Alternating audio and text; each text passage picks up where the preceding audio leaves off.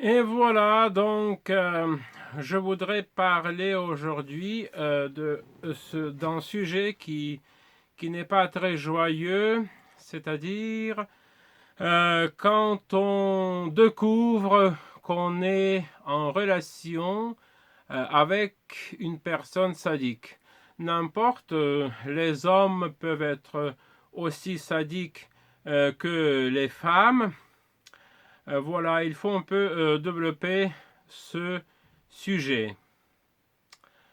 Tout d'abord, la victime, entre guillemets, voilà, c'est pas au sens péjoratif du terme, elle accuse souvent elle-même que c'est de sa faute, qu'elle n'avait pas pu saisir que, par exemple, si c'est une femme, une dame, que son mari est sadique, elle aurait pu prévoir voilà cette situation, et donc la victime éprouve le sentiment de culpabilité. Tout d'abord, il faut être bien précis sur la question. C'est pas de votre faute.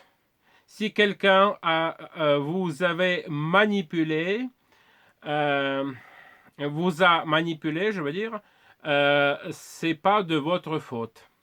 Voilà, c'est uniquement à cause de son comportement très manipulateur que vous êtes tombé dans ce piège.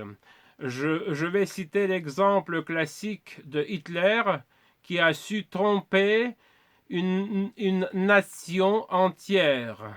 Voilà, qui a élaboré une tactique de manipulation pour manipuler un pays entier, une nation entière.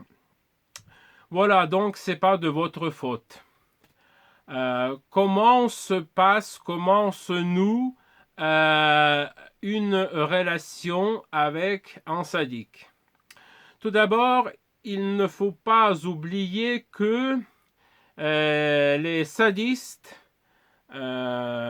presque toujours, quand ils se comportent dans la société, euh, euh, ce sont presque toujours des personnes charmantes, des personnes qui sont toujours bien habillées, avec un grand goût, qui sont souriantes, accueillantes, qui sont capables de faire des compliments, qui ont bien maîtrisé les codes sociaux et qui sont bien appréciés par leurs collègues, par leurs amis, et ils, ou plutôt elles, les personnes, elles ne montrent jamais leur face sadique à personne, sauf à leur victime potentielle.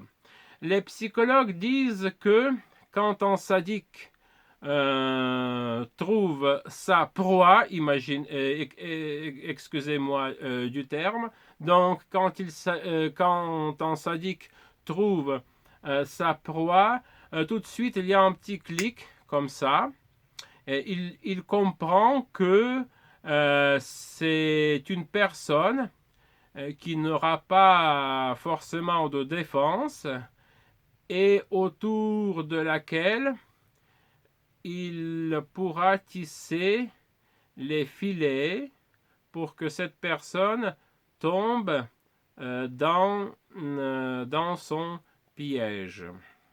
Voilà. Maintenant, comment le sadique va euh, exercer son pouvoir de la personne? Au début, tout sadique le comprend. Au début, avoir du pouvoir absolu sur sa proie il ne peut pas l'avoir, ce pouvoir absolu. Pourquoi?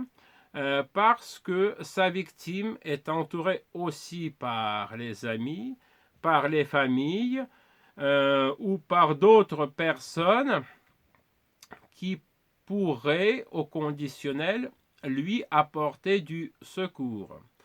Donc, le sadique va élaborer le programme suivant. Il va convaincre la personne de son charme. Il va élaborer toute une tactique de manipulation pour que cette personne ait la confiance absolue envers lui, ou en lui plutôt, la confiance absolue, et que la victime perde tout sentiment critique, toute position critique envers le comportement du sadique.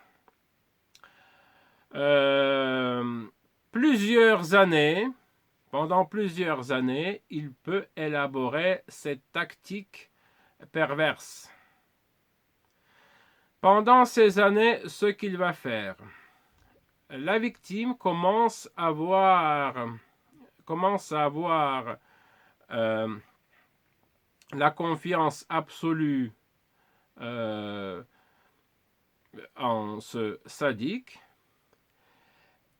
et lui, en profitant de cette confiance, va la renforcer en disant que, ma chérie, dans ce monde méchant, tu peux compter uniquement sur moi. Moi, je suis sincère, tu vois, je suis honnête, je ne cache rien. Tout le monde m'aime, et c'est moi qui va t'aider, même dans ton travail, dans ta carrière. Voilà.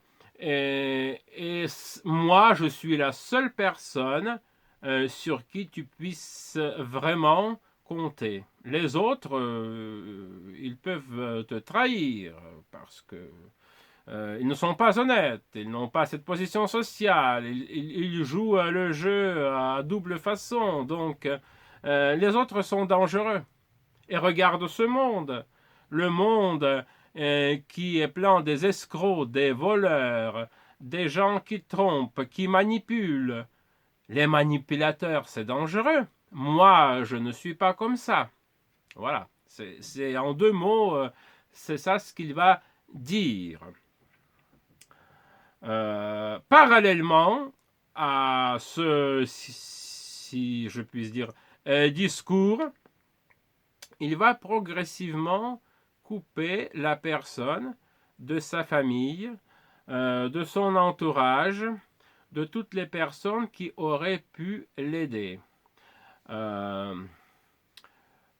Pour la victime, la pire des choses, c'est déménager dans un autre pays ou changer d'état et se retrouver seul avec son, par exemple, mari. Déjà, il va être isolé en quittant son pays natal. Il va être isolé de sa famille, de ses amis, de tout soutien. Et quand le sadique voit que la personne a perdu tout repère social, voilà, qui aurait pu avoir lieu en dehors du cadre familial, donc la personne est coupée de ses repères d'habitude, le sadique commence à montrer sa vraie face, sa face vraie. Ce revirement peut se passer d'un seul coup, en quelques heures, voire en quelques minutes. Quand le mari qui avait été gentil jusqu'à un certain temps va montrer son vrai visage. Et c'est comme ça, je viens de décrire la tactique, comment le sadique désormais a le pouvoir presque absolu sur la personne, surtout que sa victime a la confiance absolue en lui. C'est ça aussi, c'est très triste. Donc la confiance et être coupé de son entourage. Ce que la victime, ce que dans cette situation où la victime se trouve désormais. Et à partir de ce moment-ci, le sadique va prendre un énorme plaisir pour humilier son épouse, sa femme, ou s'il s'agit des relations homosexuelles, dans ce cas son partenaire, voilà, son petit copain. Voilà, et tout prétexte, toute activité, toute phrase sera le prétexte d'humilier l'autre. Quoi que la personne fasse, elle sera toujours humiliée par son partenaire sadique. Voilà. Il va choisir, donc, je ne sais pas, sa liste de reproches étant finie. Tu as mal préparé le petit déjeuner. Pourquoi tu es revenu si tard? Tu es stupide, tu vois, tous tes amis t'ont quitté. Voilà, tu es nul parce que ta famille ne te soutient pas. Ne te soutient pas, mais c'est pas la faute de la victime, c'est le jeu manipulateur du sadique. Voilà, donc, voilà, tout le monde te quittait, tu es nul, tu es moche, regarde, tu n'as aucun ami. Voilà, personne ne va t'aider. Et ce qui va se passer après, c'est que pour humilier la personne, le sadique va utiliser les émotions, pas les arguments. Les psychologues ont analysé les discours des sadiques. Heureusement que certains discours étaient enregistrés voilà, grâce aux appels téléphoniques. Et donc, il va faire le pressing avec les émotions.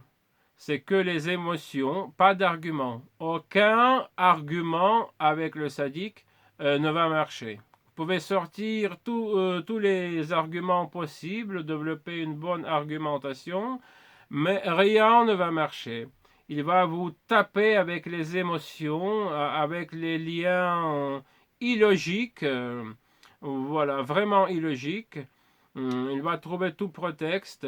Mais par exemple, oui, tu as bien fait ce travail, mais tu n'aurais pas dû le faire parce que tu ne m'as pas demandé. Tu n'as pas demandé mon avis. Donc, tu n'as pas demandé mon avis. Même si tu as réussi, tu n'as pas demandé mon avis. Et voilà le prétexte pour humilier la victime. Et donc, la vie devient infernale. Je répète, la victime est coupée de la famille, de les amis, tout simplement parce que elle a déménagé dans un autre pays. Elle a coupé de tout le monde. Elle est coupée de tout le monde. Et voilà. Donc, elle se trouve seule face au sadique qui a le pouvoir absolu sur la victime. Et donc, dans la psyché de la victime, le processus très tragique va se déclencher. Elle risque à croire aux paroles dites par le sadique. Donc, il ne faut jamais croire. Il ne faut jamais croire à ces paroles. C'est le premier pas. D'ailleurs, je vais exposer comment se libérer de ces relations dites toxiques, parce que certains psychologues prétendent qu'on peut continuer une telle relation. Non, on ne peut pas continuer une telle relation. Donc il faut faire tout pour fuir le sadique, le quitter son appartement en prenant des objets qui sont chers à votre cœur, mais le quitter. On ne peut pas influencer l'autre personne, surtout si cette personne est sadique. Donc, vous devez vous dire que vous êtes digne de respect, que vous pouvez de nouveau trouver des amis, tisser des liens sains avec les autres. Vous pouvez téléphoner à votre famille, vous êtes digne.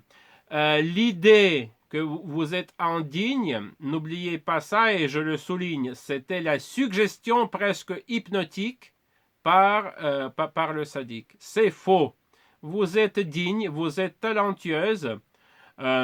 Vous pouvez compter sur vos amis, sur votre famille, et n'oubliez pas que le monde n'est pas constitué seulement par les sadiques, heureusement c'est ça, et donc il y a plein de gens qui sont prêts à écouter votre histoire. D'ailleurs, ne vous abstenez pas de parler avec les gens qui sont prêts à vous entendre, à vous secourir. Et donc, briser cette relation parce que vous ne pourrez jamais corriger le sadique. C'est vraiment, voilà, c'est vraiment impossible. Donc, le premier pas, c'est de reconnaître que vous êtes digne, que vous êtes innocente dans le sens que c'est pas de votre faute, que vous êtes manipulé. Ça, c'est pas de votre faute. C'est la faute du manipulateur. J'ai commencé avec l'exemple d'Hitler. Voilà, c'est pas la faute des Allemands qui sont tombés sous l'hypnose d'Hitler. C'est pas de leur faute, croyez-moi, parce que face à la manipulation, les gens normaux sont sans armes. Parce que d'habitude, dans la société, il ne s'agit pas d'une manipulation aussi élaborée, aussi sophistiquée. Voilà, donc briser toute relation et quitter le sadique. L'autre question qui m'était toujours posée, mais pourquoi les sadiques le font Qu'est-ce que ça donne Qu'est-ce que ça donne au niveau, je sais pas, au niveau social, au niveau financier, au niveau... voilà, n'importe quel autre niveau, je vais répondre, ça ne donne rien à lui, ça ne lui donne rien, parce que son seul but de la vie, c'est d'avoir le plaisir en humiliant l'autre. C'est le but de son existence. Il prend le plaisir psychologique, sexuel, quand il humilie les autres. Il ne peut pas mener une vie tranquille, bien, je sais pas, harmonieuse, sans vouloir humilier les autres. C'est vraiment le cas clinique, c'est-à-dire c'est psychiatrique ça. Voilà, parce que la personne normale ne va pas jouir en humiliant l'autre personne. Lui, pour la jouissance sexuelle, je sais pas, le plaisir d'avoir une relation sexuelle est lié avec l'humiliation. Il ne peut pas, je m'excuse, il ne peut pas bander sans voir son partenaire ou sa partenaire souffrir. C'est seulement la souffrance qui provoque son érection. Et c'est au sens littéral du terme. il est excité par la souffrance des autres. Et c'était aussi le cas d'Hitler. Hitler qui avait une vie sexuelle très pauvre, il était excité, il était jouissant, il pouvait jouir en voyant les souffrances des autres. Voilà, c'est un exemple classique. Et qu'est-ce qu'on a fait, l'humanité, avec les criminels de guerre, avec les sadiques, avec les nazis? On le sait bien. Ils étaient tous exécutés. Mais dans la vie d'aujourd'hui, euh, bien sûr, on ne peut pas les exécuter, les sadiques. On peut les quitter et même faire le procès. Bien sûr, il faut s'assurer d'un bon avocat parce que on peut tomber sur l'incompréhension dans la préfecture, ce qui va vous traumatiser davantage. Mais tout d'abord, briser la relation, voilà, et retrouver la confiance en vous, parce que vous êtes digne d'être respecté. Si la personne n'est pas respectée, si une personne n'est pas respectée, c'est pas la faute de la personne. Vous voyez, par exemple, si on prend les exemples des écoles, il y a un élève très gauche, parfois qui n'est pas beau physiquement, qui est timide, et il est harcelé par les autres. Mais c'est pas de sa faute qu'il est harcelé par les autres. Ce sont les agresseurs qui portent sur leurs épaules toute la responsabilité des humiliations. Voilà, donc n'antériorisez jamais les choses dites ou faites par le sadique. Quittez-le et parlez-en avec les autres, avec votre famille, avec le psychologue, et retrouvez votre dignité. Voilà, parce que d'ailleurs il y a une recherche intéressante par les scientifiques espagnols. Ils ont voulu soigner les sadiques, corriger leur comportement, mais ils ont échoué. Et ces seules recherches, malheureusement, j'ai pas lu d'autres, qui montrent que les sadiques, on ne peut pas les soigner, on ne peut pas les corriger. S'ils sont vraiment méchants et s'ils poignardent les autres, c'est la prison à vie. Mais dans les formes, excusez-moi, plus légères, voilà, ils sont dignes d'être restés seuls. Il faut les quitter. Voilà, donc en deux mots, c'est ça sur le sadisme. Je pense que j'ai tout dit. Voilà, et donc dès que vous voyez la pression émotionnelle non argumentée, c'est-à-dire où la logique des arguments cloche, euh, voilà, il faut briser, quitter cette relation. Voilà, merci de m'avoir écouté et je vous souhaite la vie bien réalisée, que tous vos talents fleurissent. Et voilà, et je vous souhaite que vous ne tombiez jamais sur les personnes indignes. Merci beaucoup de votre attention.